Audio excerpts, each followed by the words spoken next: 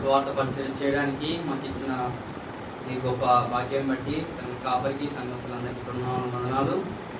ముందుగా నన్ను ప్రేమించి పాపని నన్ను రక్షించుకొని ఈ విధంగా ఆయన సాక్షిగా మీ మధ్యలో నిలబెట్టుకున్న దేవాతి దేవునికి నా హృదయపూర్వక వందనాలు. అదేవిధంగా నాకు ఇచ్చిన అవకాశం బట్టి మా ఒక సమ్మర్ టీం బట్టి, అదేవిధంగా సంఘ కాపరిని సంఘస్థులందరినీ బట్టి నా హృదయపూర్వక వందనాలు చెల్లిస్తున్నాను.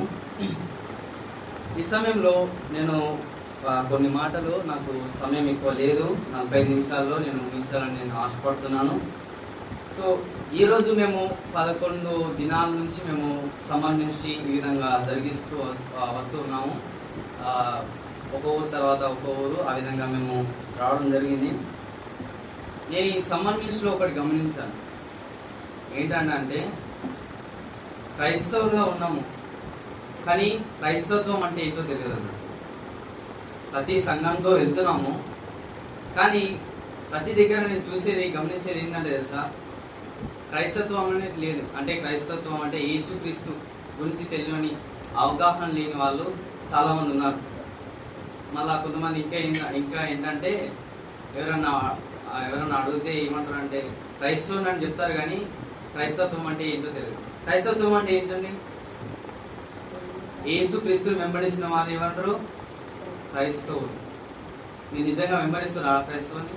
యేసుక్రీస్తుని వెంబడిస్తున్నారా? కొంతమంది ఏ విధంగా అంటే ఈరోజు క్రైస్తవత్వము మన యేసుక్రీస్తు గురించి తెలియకున్నా కానీ ఏదో పేరు క్రైస్తవత్వం అని అదొకటి మతం లాగా చేశారండి. క్రైస్తవత్వం అంటే మతం కాదు, ఏంటి? మార్గం. ఏంటండి? మార్గం. నేను ఈరోజు మాట్లాడబోయే అంశం ఏంటంటే, యేసుక్రీస్తుని నువ్వు నిజంగా వెంబడిస్తున్నావా? ఏంటండి? యేసుక్రీస్తుని నువ్వు నిజంగా వెంబడిస్తున్నావు అంటే నువ్వు యేసుక్రీస్తుని వెంబడిస్తేనే నువ్వు క్రైస్తవత్వం అన్నట్టు, నువ్వు క్రైస్తవుడు అని అర్థం. ఈ సమయంలో మనము వాక్యం చదువుకుందాము అందరం కలిసి. యాకోబు రాసిన పత్రిక 1వ అధ్యాయము 1 నుంచి 4 వచనాలు చదువుకుందామండి. అందరము ఏకకంఠంతో మనం చదువుదాము. అందరూ చదవాలండి. యాకోబు రాసిన పత్రిక 1వ అధ్యాయము 1 నుంచి 4 వచనాలు.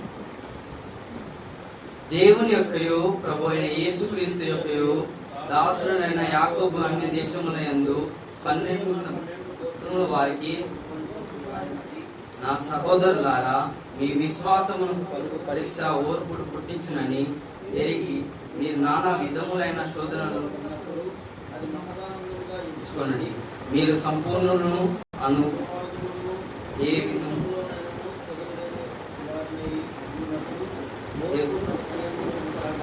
చాలండి. మనం ప్రార్థన చేసుకున్నాం. పరిశుద్ధుడా, గొప్ప దేవా, నీ ఘనమైన శ్రేష్టమైన ఉన్నతమైన నామానికి వందనాలు, స్తుతులు, స్తోత్రాలు ప్రభా. అవును ప్రభా, అవుతుంది క్రైస్తత్వం అంటేది అది మతం కాదు, మార్గం అని ప్రభావితని మేమని వెంబడించిన వారి క్రైస్తవులని ప్రభావితని వాక్యం ద్వారా మాతో మాట్లాడండి, సాయం దయచేయండి ప్రభా. అయితే నేను ఎన్నిక లేని ప్రభావితని అర్హత లేని వాడిని ప్రభాని సాక్షిగా ఈరోజు మీ సంఘం ముందు ప్రభావితని బోధించడానికి సాయం దయచేసిన విధానం బట్టి వందనాలు. సాయం దయచండి, నా నోటికి పూరగా ఉండి ప్రభా, నా మాటలు కాకుండా అయితే మీ మాటలు మాట్లాడు సాయం దయచేస్తున్నాను. నజరేయుడైన యేసుక్రీస్తునామమున తండ్రి. ఈ సమయంలో నేను క్లుప్తంగా ఈ పుస్తకం యొక్క చరిత్ర ఏ వీరు రాశారు ఆ విధంగా నేను కొన్ని మాటలు మీకు తెలియజేయాలని ఆశపడుతున్నాను. ఈ యాకోబు అంటే మన బైబిల్లో 4 యాకోబులు ఉన్నారండి. ఎంతమంది? 4 యాకోబులు. నేను క్లుప్తంగా 4 గురించి నేను తెలియజేయాలనుకుంటున్నాను. 4 యాకోబులో అపోస్తుల, మీరు బైబిల్ ఓపెన్ చేయని అవసరం లేదు, నేను చెప్తాను, మీరు వినండి. అపోస్తుల కార్యం 12వ అధ్యాయము 2వ వచనంలో మనం చూస్తామంటే ఒక యాకోబును చూస్తాం. ఆయన ఎవరంటే యోహాను సహోదరుడైన యాకోబు. ఆయన శిష్యుల్లో ప్రధాన అంటే యేసుక్రీస్తుకు దగ్గరగా ఉన్న వ్యక్తి యాకోబు. ఆ వ్యక్తి ఇంకొక యేసుక్రీస్తు శిష్యుల నుంచి ఇంకొక వ్యక్తి ఎవరంటే లూకా సువార్త 6వ అధ్యాయం 16వ వచనంలో మనం చూస్తాం. యూదా ఆయన కుమారుడైన యాకోబు. ఈ ఇద్దరు వ్యక్తులు. 3వ వ్యక్తి ఎవరంటే అల్ఫాయి కుమారుడైన యాకోబు. మత్తయి సువార్త 10వ అధ్యాయం 3వ వచనంలో మనం చూస్తాము. అల్ఫాయి కుమారుడు. అల్ఫాయి ఎవరండి? ఎవరు? యేసుక్రీస్తు యొక్క శిష్యుడు, ఆయన కుమారుడైన యాకోబు. ఇంకో నాలుగో వ్యక్తి, ప్రాముఖ్యమైన వ్యక్తి ఎవరంటే యేసుక్రీస్తు సహోదరుడు. ఎవరండి? యేసుక్రీస్తు సహోదరుడు. మనం మత్తయి సువార్త 13వ అధ్యాయం 55వ వచనంలో మనం చూస్తాం. ఈయన యాకోబు. నేను ఈయనని ఎందుకు ఎంఫసైజ్ చేస్తానంటే కొంతమంది ఈ 4 యాకోబుల నుంచి కన్ఫ్యూజ్ అవుతూ ఉంటారు. కానీ వీటిలో నలుగురులో ఇద్దరు ప్రాముఖ్యమైన వ్యక్తులు అన్నాడు. ఒకరు యేసుక్రీస్తు యొక్క శిష్యుడైన యాకోబు, యోహాను సహోదరుడైన యాకోబు ఒకటి. ఇంకోటి ఎవరంటే యేసుక్రీస్తు సహోదరుడైన యాకోబు. వీటిలో మనము చాలా, ఎందుకంటే వీళ్ళు అల్ఫై కుమారుడైన యాకోబును, అదేవిధంగా యూదా కుమారుడైన యాకోబుని మన బైబిల్లో ఎక్కువ ప్రస్తావింప చేయలేరు అన్నట్టు. కానీ ఈ యాకోబు ఎవరైతే యోహాను సహోదరుడైన యాకోబుని, అదేవిధంగా యేసుక్రీస్తు సహోదరుడైన యాకోబుని గురించి మన బైబిల్ చాలా ఎక్కువ బోధించడం జరిగింది. ఈ వీటిలో ఇద్దరిలో ఒకరే రాశారు.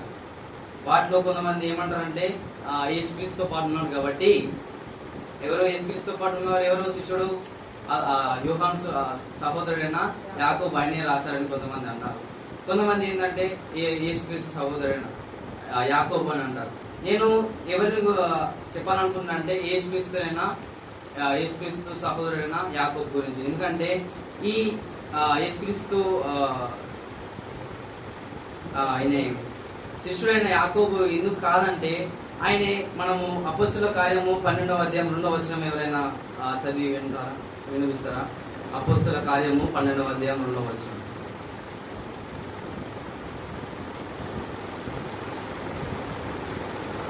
వాక్యం చదువులో కొంచెం ఆశ ఉండాలి, చాలా వచనాలు ఉన్నాయి కాబట్టి.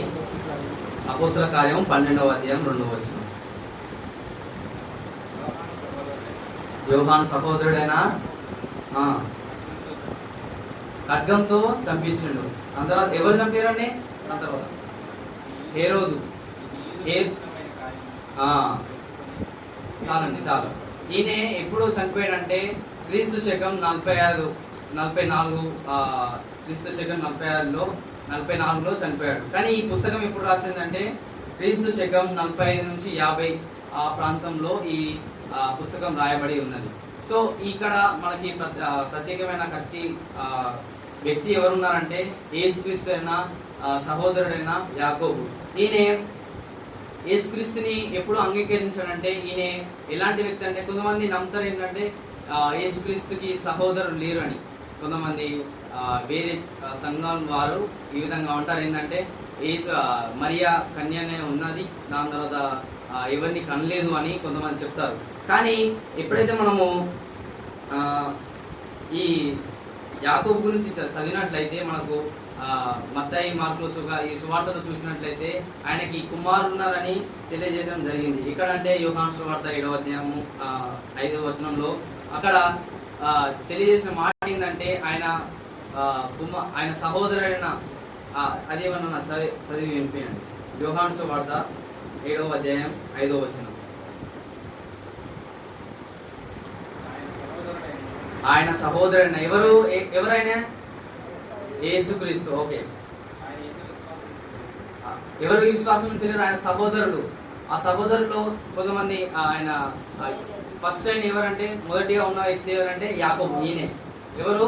యాకోబు. ఆయన విశ్వాసం ఉంచలేడు. అంటే ఆయన విశ్వాసం ఉంచలేడంటే ఆయన మళ్ళీ ఆయనకి ఏ విధంగా రక్షణ ఎప్పుడు పొందిందంటే, మనము మొదటి కొరింథీయులకు రాసిన పత్రిక 15వ అధ్యాయం 6-7 వచనాలలో చూసినట్లయితే, ఎప్పుడైతే యేసు ప్రభువు చనిపోయి తిరిగి లేచిన తర్వాత, ఎప్పుడైతే ఆ వాక్యం చదివినట్లయితే, ఆయన యేసు ప్రభు ఆయన శిష్యులకు కనిపించిన తర్వాత ప్రత్యేకంగా ఆయన సహోదరుడైన యాకోబు కనిపించినట్టు తెలిసింది. అప్పుడు యాకోబు విశ్వాసం ఉంచాడు. ఎప్పుడైతే యేసు ప్రభు చనిపోయి తిరిగి లేచిన తర్వాత, ఎప్పుడైతే యాకోబు ప్రత్యక్షమై మొదటి కొరింథీయులకు రాసిన పత్రిక 15వ అధ్యాయం 6-7 వచనాల్లో అక్కడ మనకు తెలియజేసిన మాట ఏంటంటే, యేసుక్రీస్తు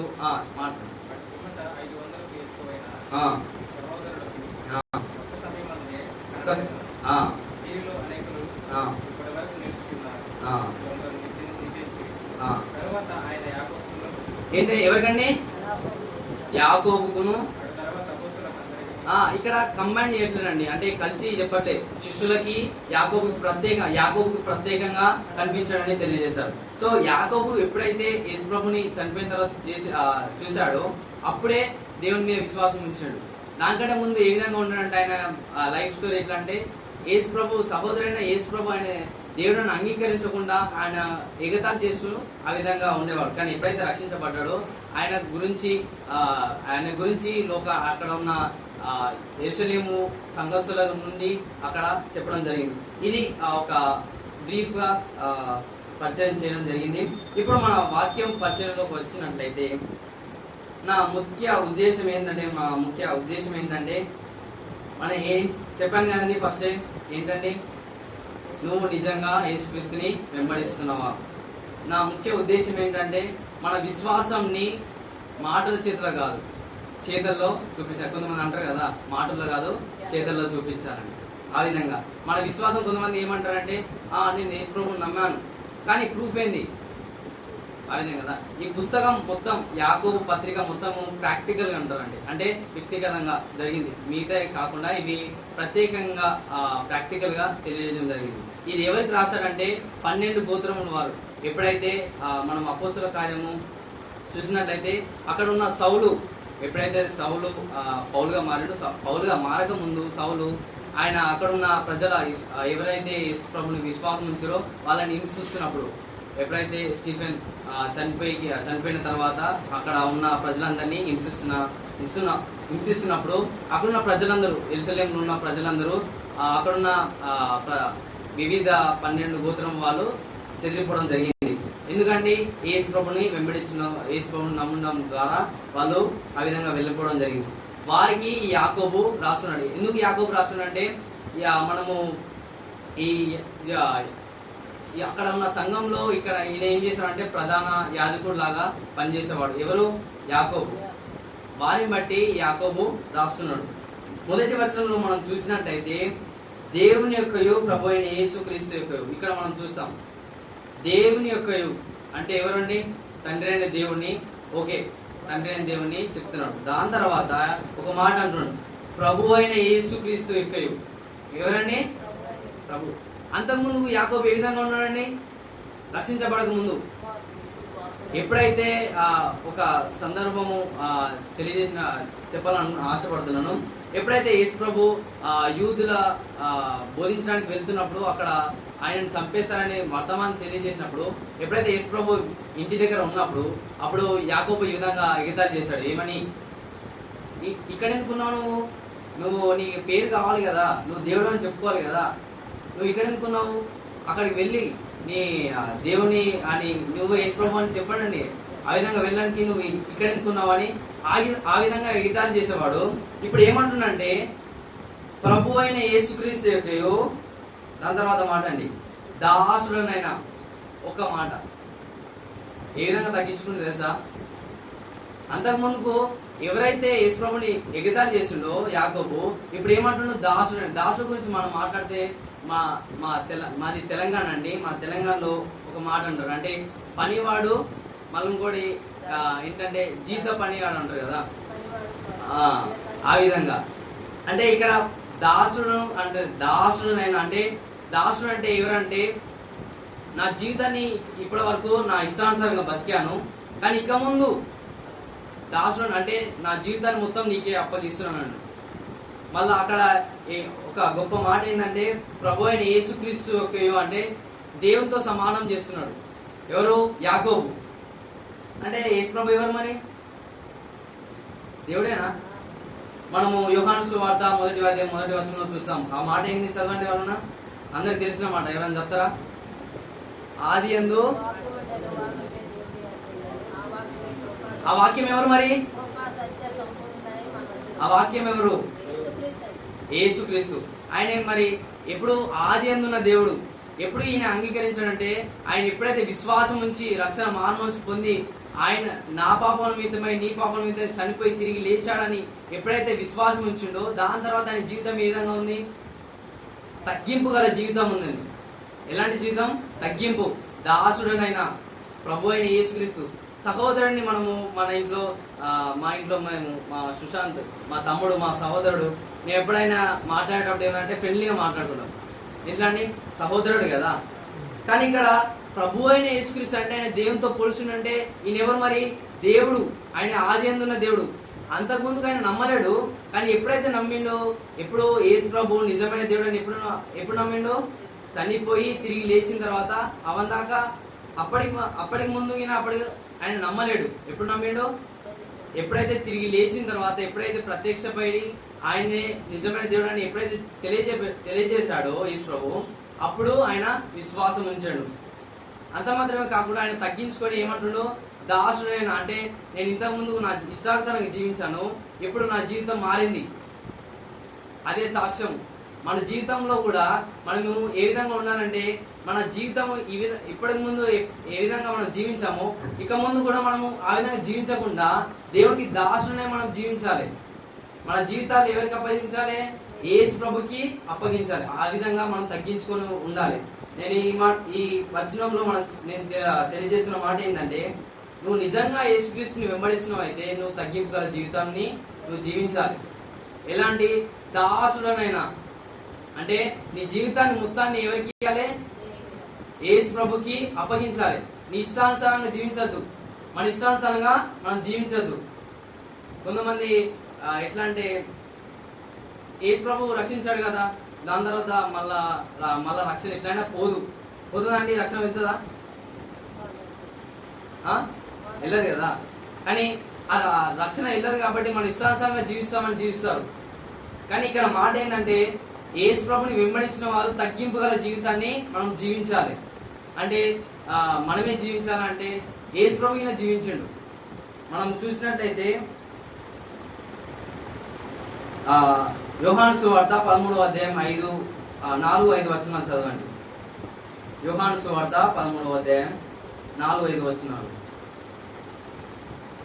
భోజన పంక్తిలో నుండి లేచి తన పై వస్త్రమును అవతల పెట్టి వేసి ఒక తువాలు తీసుకుని నడుమునకు కట్టుకొనెను. అతట పళ్ళెంలో నీళ్లు పోసి శిష్యుల పాదములు కడుగుటకును. ఏం చేశాడండి? శిష్యుల పాదములు కడుగుటకు. శిష్యుల పాదం ఎవరు కడిగారు? యేసుక్రీస్తు. ఓకే. తాను కట్టుకుని తువాలను తుడుచుకున్నటకును మొదలు పెట్టెను. చాలు. ఎవరు కడిగారు? యేసు ప్రభు. యేసు ప్రభు ఎవరు మరి? దేవుడు ఏం చేశాడు? తగ్గింపు గల జీవితాన్ని జీవించాడు కదా. యేసు ప్రభువే జీవించాడంటే నువ్వు నేను ఎంత మరి కదా. కొంతమందికి గర్వం చాలా ఎక్కువ. మనకి పాపం ఎట్లా వచ్చింది తెలుసా? గర్వంతో. ఎవరు జీవించారు ఫస్ట్? సాతాను ఫస్ట్ ఏ విధంగా ఉండేది? దేవుని స్తుతించే విధంగా ఉండేది. కానీ ఎప్పుడు గర్వం వచ్చింది? నేను దేవుని కంటే గొప్పగా ఉండాలని. ఎవరు ఆశించారు? దేవదూత. అంతకుముందుకు ఈ విధంగా అందరికీ పాటలు పాడుతూ దేవుని స్తుతించే దేవదూతనే ఎందుకు ఆ విధంగా వచ్చిందంటే గర్వం. ఈ రోజుల్లో మనకి ఏ విధంగా ఉందంటే గర్వము చాలా. అంటే నేను పెద్దగా ఉండాలి. సంఘంలో ఏమైనా పనిచేశారనుకో, కొంతమంది సంఘంలో నేను చూస్తాను ఎట్లా అంటే ఈ ఫ్యాన్ ఇచ్చారనుకో, ఆ ఫ్యాన్ మీద పేరు ఉండదు. ఇది నేను ఇచ్చానని. ఏంటంటే నా పేరు అందరికి తెలియాలి. అట్లాంటి గర్వాన్ని మనం జీవిస్తాం. కానీ ఇక్కడ యేసు ప్రభుయే, దేవుడైన యేసు ప్రభు ఏ విధంగా తగ్గించుకున్నాడు? శిష్యుల పాదాలు కడుగుతున్నాడు. ఇంకో మాట మనం చూసాము. యాకోబు రాసిన పత్రిక 4వ అధ్యాయం 6వ వచనం చదవండి.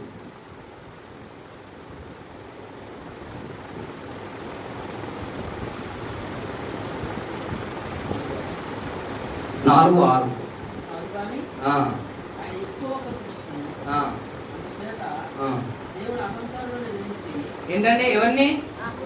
అహంకారులు అంటే గర్విష్ఠులు. ఓకే. గర్విష్ఠులు ఎవరైతే గర్విస్తారో వాళ్ళని దేవుడు ఏం చేస్తాడంటే కానీ తగ్గించి వాళ్ళ జీవితాన్ని దేవుడు ఆశీర్వదిస్తాడు. వాళ్ళకి కృపను అనుగ్రహిస్తాడు. మనం ఏ విధంగా ఉండాలంటే మనం తగ్గింపు గల జీవితాన్ని జీవించాలి. ఎలాంటి జీవితం అండి? క్రైస్తవులో ఉన్న మనము తగ్గింపు గల జీవితాన్ని జీవించాలి. ఎవరైనా కొట్టచ్చు మనల్ని అంటే, మేము ఇప్పుడు సువార్త చేస్తున్నప్పుడు కొంతమంది చెప్తారు ఏంటంటే, మైక్ బంద్ చేయండి. ఎందుకు మతాన్ని మారుస్తున్నారని నేను ముందే చెప్పాను కదా, క్రైస్తవం అంటే మతం కాదు, మార్గం. ఎక్కడికి? పరలోకానికి కదా. ఇక్కడ మనకు కొన్ని ఇట్లా మనం బయటికి వెళ్ళినప్పుడు కొంతమంది వస్తారు, అంటే వాళ్ళని ఇక కొట్టినంత మాత్రం మనం కొట్టద్దు ఏంటి, ప్రేమ కలిగి జీవించాలి. ఎందుకంటే దేవుడు ప్రేమామయుడు. యోహాను సువార్త 3:16 చూసినట్లయితే, దేవుడు లోకంని ఎంతో ప్రేమించను కాగా ఆయన తన అద్వితీయ కుమారునిగా పుట్టిన వాని యందు విశ్వాసం. అంటే ఆయన దేవుడు, ఆయన మాటని మనం ధిక్కరించాం. ఎలాంటి మాటని, ఏ మాటని దేవుడు మనల్ని ఎందుకు చేశాడంటే, ఈ విధంగా మన సహోదరుడు అభిషేక్ తెలియజేశాడు కదా, మనల్ని దేవుడు ఎందుకు చేశాడు? ఆయన స్తుతించడానికి, ఆయన గణపరచడానికి. ఆయన మాటను ధిక్కరించాము. ఆయనను స్తుతించకుండా మన ఇష్టానుసారంగా జీవించినప్పుడు మన దేవుడు ఏం చేయాలి? విడిచిపెట్టాలి, నరకానికి పాత్రలో చేయాలి. కానీ దేవుడు మనం ఏం చేశాడు? ప్రేమించి ఆయన మన కొరకు చనిపోయి తిరిగి లేచాడు కదా. ఆయన ఆ విధంగా తగ్గించుకున్నప్పుడు, మనం మానవలో ఉన్నప్పుడు మనం ఎంత తగ్గించుకోవాలి కదా. మనము తగ్గింపు గల జీవితాన్ని జీవించాలి. ముఖ్యంగా క్రైస్తవులు ఏ విధంగా ఉండాలి? తగ్గింపు గల జీవితాన్ని జీవించాలి. నేను మళ్ళీ చెప్తున్నాను, మీరు నిజంగా క్రైస్తవులు అంటే తగ్గింపు గల జీవితాన్ని జీవించాలి. దాని తర్వాత ఇంకో మాట, అదే యాకోబు రాసిన పత్రిక ఇంకో మాట ఏంటంటే, దాసుడైన యాకోబు అన్య దేశముల యందు చెదిరి ఉన్న 12 గోత్రముల వారికి శుభమని చెప్పి రాయను. అంటే అక్కడున్న పరిస్థితి ఏ విధంగా ఉందంటే, యెరూషలేములో అక్కడ సౌలు అనే వ్యక్తి అక్కడ ఉన్న క్రైస్తవులందరినీ హింసిస్తున్నాడు. నేను ముందే చెప్పాను కదా, అక్కడ ఉన్న క్రైస్తవులు ఎవరైతే యేసు ప్రభు అని చెప్తున్నారో వారిని ఏం చేస్తాడో హింసిస్తున్నప్పుడు, అక్కడున్న ప్రతి ఒక్క 12 గోత్రం వారు చెదిరి ఉన్నారు. ఆ ఏషియా మైనర్ నుంచి అక్కడికి వెళ్ళి వివిధ దేశాలు అక్కడికి వెళ్ళిన తర్వాత వాళ్ళు శ్రమను అనుభవిస్తున్నారు. ఇక్కడ మనము ఒక మాట గమనిద్దాం. ఏంటంటే, ఇప్పుడు మనం ఉన్నాం కదా, మనకు ఒకటే తెలుగు, హిందీ, ఇంగ్లీష్ రావచ్చు. ఒకవేళ మనని వేరే దేశాన్ని, ఒక పక్కన బర్మా, చైనీస్ దేశంలో పడేశారనుకో, మనకి ఎట్లుంటుందండి? భాష రాదు, తిండి మనకు ఉన్నది కదా, ఎన్ని శ్రమలు ఉంటాయి కదా. వాళ్ళకి ఇక్కడ యాకోబు రాస్తున్నాడు ఏంటంటే, మీరు చెదిరి ఉన్నారు అంటే అక్కడ ఉన్న 12 గోత్రం వాళ్ళు చెదిరి ఉన్నారు. వాళ్ళకి ఎలా జీవితం ఉంటుంది? మనం ఆ ప్లేస్లో ఉండి ఆలోచిద్దాం. అంటే మనకు భాష రాదు, తిండి ఉన్నది, మనము వాళ్ళ వస్తువులు, వాళ్ళ వేసుకునే బట్టలు వేరు. ఆ విధంగా వాళ్ళు చెదిరి ఉన్నారు. అంటే వాళ్ళకి శ్రమను పొందుతున్నారు. ఇంకా రెండో మాటలు మనం చూస్తాము, నా సహోదరులారా మీ విశ్వాసమును కలుగు పరీక్ష ఓర్పును పుట్టించున్నది. అంటే అక్కడ ఉన్న 12 గోత్రం వారు చెదిరి ఉన్నారు కదా, వాళ్ళు శ్రమలు అనుభవిస్తారు. ఇక్కడ ముఖ్యమైన మాట ఒకటి చెప్తాను, ఏంటంటే నా సహోదరులారా. అంటే నా సహోదరులారా అంటే మన బైబిల్లో ఈ చక్కని మాట ఏంటంటే, సహోదరులు అంటే క్రైస్తవులు అండి. ఎవరు? క్రైస్తవులు, వేరే వాళ్ళు కాదు. అంటే అక్కడున్న 12 గోత్రం వాళ్ళు క్రైస్తవులకు చెప్పిన మాట ఏంటంటే, మీ విశ్వాసమును అంటే మనం ఏ విధంగా రక్షించబడ్డాం తెలుసా? మనం గొప్ప కార్యం చేసిన ద్వారా మనం రక్షించబడ్డామా? పాస్టర్కి తప్పు అనుకోదు, పాస్టర్కి మనము డబ్బులు ఇచ్చడం ద్వారా మనం రక్షించబడ్డామా? సంఘంలో మనము ఈ సౌండ్ సిస్టమ్ తెచ్చడం ద్వారా మనము ఆనందిస్తున్నామా? ఆ విధంగా మనం చేస్తున్నామా? ఆ విధంగా మనం రక్షించబడ్డామా? ఏ విధంగా? విశ్వాసం ద్వారా. ఆ విశ్వాసం అంటే ఆ విశ్వాసమునకు కలుగు పరీక్ష. అంటే విశ్వాసం, మన క్రైస్తవ విశ్వాసము ఎక్కడికైతే వెళ్తామో అక్కడికి మనకి శ్రమలు వస్తాయి. ఈ రోజుల్లో ఎవరైనా మనకి శ్రమలు లేవు, నాకు ఏ బాధ లేదు అన్న వాళ్ళ చేతులు ఎత్తారు. నాకు ఏ బాధ లేదు, నాకు డబ్బు సమస్య లేదు, కుటుంబంలో సమస్య ఏది లేదు అన్నవారు. ఇంకా చెప్పాలంటే క్రైస్తవులకి కొంతమంది ఏమనుకుంటారంటే, క్రైస్తవ ఈ చర్చికి వస్తే ఇక్కడున్న ఏంటంటే శ్రమలన్నీ పోతాయి, శ్రమలన్నీ ఉన్నాయి అంటారు. కానీ నా దగ్గరకు వచ్చినట్టయితే నేను చెప్తాను మాట ఏంటంటే, క్రైస్తవులు ఉన్నప్పుడే శ్రమలు ఎక్కువ వస్తాయి. కదా. నేను ఇంతకు ముందు ఏంటంటే మనం క్రైస్తవులు రాకముందుకు మన జీవితం ఏంటంటే మన ఇష్టానుసారంగా జీవించాం. మనము మన ఇష్టానుసారంగా జీవించాం. నేను ఎట్లా జీవించాలనుకుంటూ ఆ విధంగా జీవించాను. కానీ ఎప్పుడైతే నేను క్రైస్తవంలోకి వచ్చానో నాకు శ్రమలు వచ్చినాయి. ఇట్లా నా స్కూల్ డేస్లో ఆలోచించినట్లయితే నేను ఎప్పుడైతే స్కూల్కి వెళ్ళానంటే క్రైస్తవుని అంటే ఏ విధంగా చూస్తారంటే తెలుసా, అరే ఈయన పక్కన కదా ఆ విధంగా చూస్తునేవారు. అప్పుడు నేను ఏం చేసేవాడిని తెలుసా, అరే ఎందుకన్నా పుట్టినా క్రైస్తవులు. నేను పుట్టినప్పుడు నేను క్రైస్తవుని కాదు. నేను ఎప్పుడైతే కుటుంబంలో నేను కాలేజ్లో స్కూల్లో చేసినప్పుడు అయితే అందరూ నన్ను ఎగితాలు చేసేవారు క్రైస్తవంలో ఉన్నప్పుడు కదా. శ్రమలు ఎవరికి వస్తాయంటే ఎక్కువ క్రైస్తవులకి వస్తాయి. కొంతమంది ఇంకా మాట చెప్తున్నారు ఏమంటే పాస్టర్స్ చెప్తారు, నువ్వు చేసే పరిచర్యలో నువ్వు చేసే గ్రామంలో శ్రమలు కష్టాలు లేకపోయినా అనుకో నువ్వు పరిచర్యని చేసేలేవు అన్నట్టు మాట చెప్పారు. జాన్ పైపర్ అనే వ్యక్తి ఈ విధంగా మాట అన్నాడు. ఏంటంటే నువ్వు ఎప్పుడైతే పరిచర్య ఎవరైనా విలేజ్కి వెళ్ళి నువ్వు అక్కడ శ్రమలు ఏది లేదని అనుకో నువ్వు పరిచర్యనే చేస్తలేవు. అంటే నువ్వు నిజమైన సువార్తను చెప్తలేరని ఆ మాట తెలియజేస్తాడు. ఎవరికి శ్రమలు వస్తాయి? క్రైస్తవులకి. ఒకవేళ నువ్వు నిజంగా క్రైస్తవుని అయితే నువ్వు శ్రమలు ఎదుర్కొంటావు. అంటే వేరే వాళ్ళకి వస్తాయంటే వస్తాయి, కానీ మనకి చాలా ఎక్కువ అన్నట్టు. కొంతమంది క్రైస్తవులకు వస్తే క్రైస్తవ ఈ మతానికి వస్తే, మతం అనేది చెప్పడం కాదు కానీ ఇక్కడికి వస్తే సంఘంలోకి వస్తే శ్రమలన్నీ పోతాయి ఆ విధంగా ఉంటారు. కానీ క్రైస్తవంలో ఉన్నప్పుడే మనకి శ్రమలు ఎక్కువ వస్తాయి. ఇంకా మాట, నీ విశ్వాసంలో కలుగు పరీక్ష ఓర్పును పుట్టించునని ఎరిగి మీరు నానా విధములైన శోధనలలో చదవండి పడునప్పుడు అది మహా ఆనందం అని ఎంచుకోండి. ఎవరు చెప్తున్నారు? యాకోబు చెప్తున్నాడు. ఏమని? మీరు ఎప్పుడైతే శ్రమలు ఎదుర్కొంటారో అది ఏమంటున్నారో మహా ఆనందం అని. ఒక మాట, ఇప్పుడు మీరు కష్టాల్లో ఉన్నారు అంటే, ఒకవేళ మా కుటుంబంలో ఒకరికి యాక్సిడెంట్ అయిందండి, మా నాన్నగారికి లేకపోతే ఎవరికైనా యాక్సిడెంట్ అయింది, ఫుల్ టెన్షన్లో ఉన్నా. అప్పుడు ఎవరైనా వచ్చి దేవునితో ఉన్నాడు మహానందం నువ్వు ఆనందించు అని చెప్తే ఎట్లుంటది కదా. కానీ ఇక్కడ యాకోబు ఏమంటున్నాడంటే తెలుసా, మీరు శ్రమలో కూడా ఆనందించండి, మహానందం అని ఎంచుకోనండి. ఏమని? మహానందం అని. అంటే మీరు ఎలాంటి అంటే ఇంకా ఇంగ్లీష్లో చక్కని మాట ఏంటంటే కౌంట్ ఇట్ ఆల్ జాయ్, అంటే మీరు ఆనందించండి, ఆ శ్రమలో కూడా ఆనందించమని. కానీ మన జీవితాల్లో మనం ఎట్లుంటాం తెలుసా, ఎప్పుడైతే మనకు శ్రమలు వచ్చినట్టుకో దేవుని విడిచిపెడతాం. ఎప్పుడో గుర్తుకొస్తుంది తెలుసా, ఎప్పుడైతే లాస్ట్ మూమెంట్లో ఎవ్వరు సహాయం చేయలేను అప్పుడు మనం దేవుని దగ్గరికి వస్తాం. ఎప్పుడైతే మనకు శ్రమలు వచ్చినప్పుడు మనం దేవుని దగ్గర రాము.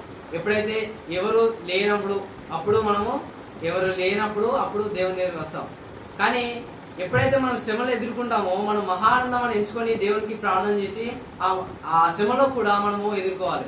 ఇంకో భక్తుడు ఈ విధంగా చెప్పాడు ఏంటంటే, శ్రమలో వచ్చినప్పుడు దాన్ని దాటి వేయడానికి చూడద్దు. ఏంటి? శ్రమలో వచ్చినప్పుడు దాటి వేయడానికి చూడదు, అంటే వాటిని తప్పించుకోవడానికి చూడద్దు. వాటిని ఏం చేయాలంటే ఎదుర్కోవాలి. ఏమని? ఆ శ్రమల్ని ఎదుర్కోవాలి. ఆ శ్రమలే ఇప్పుడు శ్రమలు ఎదుర్కొన్నాం అనుకో వాటిలో మనం ఉంటామన్నట్టు. ఆ మాటలు తెలియజేసిన మాట ఏంటంటే, ఆ శ్రమలు మనం ఎప్పుడైతే ఎదుర్కొంటామో దేవుడు మనల్ని ఇంకా బలపరుస్తాడు కదండి.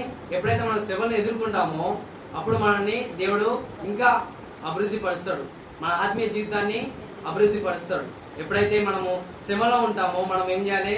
ప్రార్థన చేస్తూ దేవునిలో మనము ఆనందించాలి. ఆ శ్రమలో కూడా మనము దేవుణ్ణి ఆరాధించాలి. ఇంకో మాట, ఇక్కడ 3వ వచనం చదవండి, 2-3 వచనం మరోసారి చదవండి ఎవరైనా. సహోదరులారా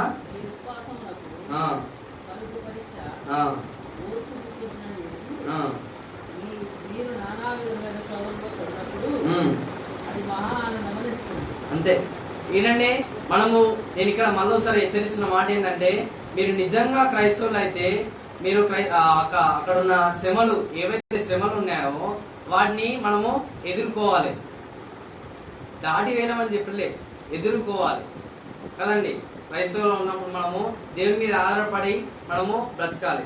ఇంకో 4వ మాట మనం చూసినట్టయితే చదవండి ఎవరన్నా 4వ వచనం.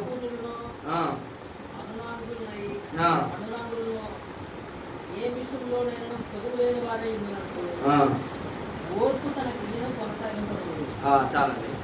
ఇక్కడ మాట ఏంటంటే శ్రమలో కూడా స్థిరపడి ఉండాలి. ఏంటంటే శ్రమలో కూడా మనం స్థిరపడి ఉండాలి. అంటే మనం పౌలు జీవితం గురించి ఆలోచించినట్లయితే, మనము ఎప్పుడైతే ఆయన జైల్లో ఉన్నాడో, ఆయన సువార్త చేసినప్పుడు, ఆయన జర్నీలో చేసినప్పుడు ఆయనని రోమా సైనికులు ఏం చేశారంటే అక్కడ ఆయనను తీసుకొని జైల్లో వేయడం జరిగింది. ఆ జైల్లో కూడా ఏమని అంటారు తెలుసా? బ్రతుకుటే క్రీస్తే కదా. ఆయన ఎక్కడున్నాడు మరి? నీలా నాలుగా ఫ్యాన్ కింద కూర్చొని చెప్పిండా? ఎక్కడ కూర్చున్నాడు? జైల్లో ఉండి ఆ మాట చెప్తున్నాడు. అక్కడ చెప్పాలంటే ఆయన మహానందం అనుకుంటుండు.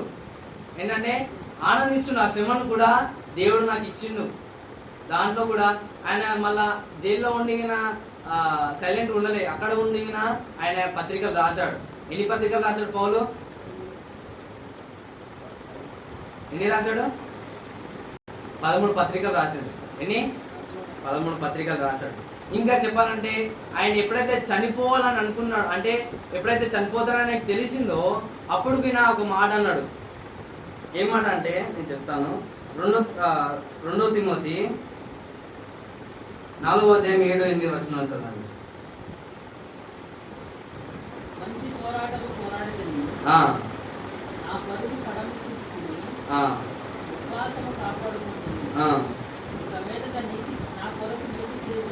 ఏంటంటే నీతి కిరీటం. ఆయనకు తెలుసు, అంటే నేను చనిపోతానని ఆయనకు తెలుసు. కానీ ఆయన చెప్తున్నాడు ఏం తెలుసా? ఇక్కడ నా తలకాయ మొండము బాడీ వేరు చేయొచ్చు, కానీ పైనకి వెళ్ళిన తర్వాత ఏముంటుందంట? నీతి కిరీటం. ఏంటంటే నీతి కిరీటం. అలాంటి పోరాటము ఆయన పోరాడాడు. ఎవరు? పౌలు. ఆయనకు తెలుసు. ఇప్పుడు మీరు చనిపోతారని మీకు తెలిసింది అనుకో, మీరు ఏం చేస్తారు? అక్కడ ఉండకుండా వేరే దగ్గరికి వెళ్ళడానికి మనం చూస్తాం. కానీ ఇక్కడ పౌలు ఏం చేశాడంటే అక్కడ తెలిసి కూడా ఆయనని ఏం చేశాడు? నన్ను ఇక్కడ చంపేయచ్చు, కానీ అక్కడ పరలోకంలో నాకు ఏముంటది? నీతి కిరీటం. ఆయన పోరాటం, ఆయన చేసిన పరిచయం బట్టి ఆయనకి ఉంటది. ఇక్కడ కూడా మనము ఇక్కడ జీవించిన జీవితం ఇది ఎంతకాలం ఉంటది? కొద్ది కాలమే. ఎన్నో సంవత్సరాలు నువ్వు జీవించాం. అన్నిటికీ గ్యారెంటీ ఉంటుంది, కానీ మన జీవితాలకి గ్యారెంటీ లేదు. ఎప్పుడు చనిపోతామో తెలియదు. ఒకవేళ మీరేమైనా చెప్తారా నేను చనిపోతే పరలోకంలో నాకు ఈ నీతి కిరీటం ఉంటుందని? లేదు. ఎందుకంటే మనము నిజమైన క్రైస్తవత్వం మనం జీవిస్తలేము. నిజమైన క్రైస్తవుని అంటే నేను యేసు ప్రభుని మీద విశ్వాసం ఇచ్చినా కానీ నా విశ్వాసాన్ని ఇతరులకి తెలియజేయలేకుంటున్నాను. ఎట్లా తెలియజేయాలి? యేసు ప్రభు గురించి తెలియాలి. ఆయనే నిజమైన దేవుడు, ఆయన రక్షకుడు, ఆయన మీ విశ్వాసం ఉంచితే తప్ప రక్షణ రాదు అని మనము బోధించాలి. ఇక్కడ పౌలు కూడా ఆయన ఎప్పుడైతే యేసు ప్రభు గురించి తెలియకుండా ఉన్నాడో అప్పుడు ఏం చేశాడంటే ఇక్కడ ఉన్న 12 గోత్రం వాళ్ళు చెదిరి ఉన్నారు కదా, వాళ్ళని ఎవరు ఎలగొట్టాడు? సౌలే. ఈ సౌలుగా ఉన్న వ్యక్తే పౌలుగా మారిండు. అప్పుడు సౌలుగా ఉన్నప్పుడు ఆయన క్రైస్తవులందరినీ హింసించాడు. కానీ ఇప్పుడు పౌలుగా మారిన తర్వాత, ఎప్పుడైతే యేసు ప్రభు నిజమైన దేవుడు నమ్మిన తర్వాత ఆయన ఏ విధంగా ఉన్నాడు? బ్రతుకైతే చావైతే మేలే అన్నాడు. ఆ విధంగా మనం కూడా ఉండాలి. ఆ విధంగా మనము జీవించాలి. ఇక్కడ మనము తెలియజేసిన లాస్ట్ చివరిగా నేను మాట్లాడుతున్న మాట ఏంటంటే తెలుసా? మన విశ్వాసంను మన మాటల్లో ఉండదు, మన చేతుల్లో చూపించాలి. మనం నిజమైన క్రైస్తవులం అని చెప్పడానికి మొదటిగా మనం ఏం చూసామండి? తగ్గింపు గల జీవితాన్ని మనం జీవించాలి. ఏంటంటే తగ్గింపు గల జీవితాన్ని మనము జీవించాలి. రెండోదిగా మనము నిజమైన క్రైస్తవులం అయితే శ్రమలో కూడా మనము దేవుని ఆరాధించాలి. ఏం చేయాలి? ఆరాధించాలి. ఆయనే నిజమైన దేవుడని మనం అంగీకరించాలి. మన విశ్వాసంను మనలో ఉంచుకోవద్దు. మనము కూడా ఇతరులకి తెలియజేయాలి. యేసు ప్రభువు నిజమైన దేవుడని అంగీకరించి ఆయన మీద విశ్వాసం ఉంచితే రక్షణ అని మనము బోధించాలి. అందరం కళ్ళు మూసుకొని మనము ప్రార్థన చేసుకున్నాం. మన తగ్గింపు గల జీవితాన్ని మనం జీవిస్తున్నామా? మన శ్రమల్లో మనము దేవుని విడిచిపెడుతున్నామా? అందరము ప్రార్థన చేద్దాం.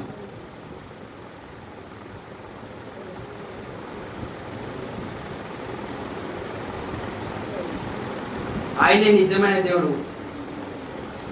దాసుడైన యేసుక్రీస్తును మనము దాసుడుగా మనం యేసుక్రీస్తుకు ఉంటున్నామా? లేకపోతే మన ఇష్టానుసారంగా మనం జీవిస్తున్నామా? ఈ లోకం అశాశ్వతము, కానీ మన కొరకు ఒక రాజ్యం ఉంది, అదే పరలోక రాజ్యం. మనం ప్రార్థన చేసుకున్నాం. పరిశుద్ధుడా గొప్ప దేవానికి వందనాలు, స్తుతులు, స్తోత్రాలు ప్రభా. ఇతని సమయంలో ప్రభా, ఇతని యాకోబు రాసిన పత్రికలో ప్రభా, ఇతని మాకు తెలియజేసిన మాటలు నీకెన్నో వందనాలు ప్రభా. ఇతని కృపను బట్టి నీకెన్నో వందనాలు ప్రభా. ఇతన్ని దాసుడుగా ఇతన్ని మమ్మల్ని అంగీకరించు సాయం దయచేయమంటున్నాం ప్రభా. తగ్గింపు గల జీవితాన్ని మాకు దయచేయండి ప్రభా. ఇతని క్రైస్తవ జీవితాన్ని జీవిస్తున్నప్పటికీ ప్రభా, ఇతని మా జీవితాల్లో తగ్గింపు లేదు ప్రభా. సాయం దయచేయండి, కృపను దయచేయమని అంటున్నాం ప్రభా. అవును ప్రభా, ఇతని మా జీవితాల్లో శ్రమలు, ఇతని కష్టాలు ఉన్నాయి ప్రభా. ఇతని కుటుంబంలో ప్రభా, ఇతని ఫైనాన్షియల్ ఇష్యూలో ప్రభా సహాయం తెచ్చండి ప్రభా.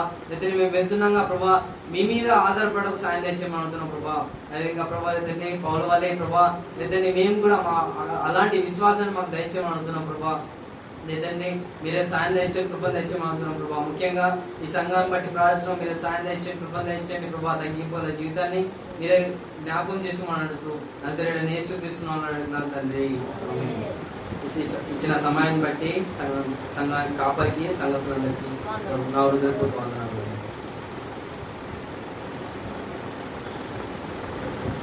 హల్లెలూయా, దేవుని స్తోత్రం.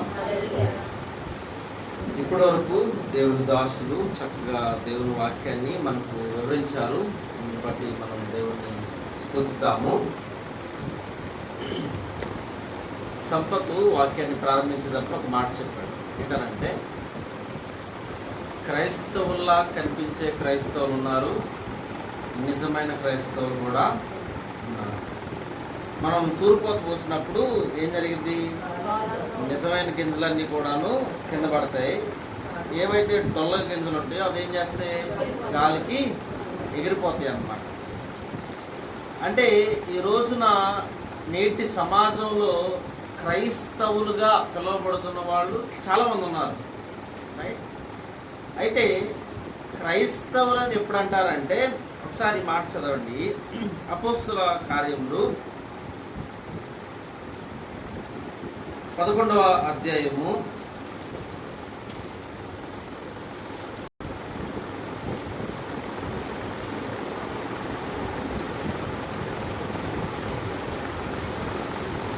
26వ వచనం. అపోస్తుల కార్యము 11వ అధ్యాయము 26వ వచనం. వారు కలిసి 1 సంవత్సరము సంఘములో ఉండి బహుజనులకు వాక్యమును బోధించి మొట్టమొదట అంతియోకులో శిష్యులు క్రైస్తవులు అనబడ్డారు. ఎవరు క్రైస్తవులు అనబడ్డారు? శిష్యులు అనేటువంటి వాళ్ళు క్రైస్తవులు అనబడ్డారు. ఎందుకో తెలుసా? మీరు అపోస్తుల కార్యం ముందు అధ్యాయాలు చదివినట్లయితే 10వ అధ్యాయం, 9వ అధ్యాయం, 8వ అధ్యాయంలో పేతురును, యోహాన్ను, ఫిలిప్ని వీళ్ళని జైల్లో పెట్టి శిక్షిస్తారు. అన్యాయంగా, అక్రమంగా వీళ్ళని అనేక రకాలైనటువంటి శ్రమలు పెడతారు, ఇబ్బందులు పెడతారు.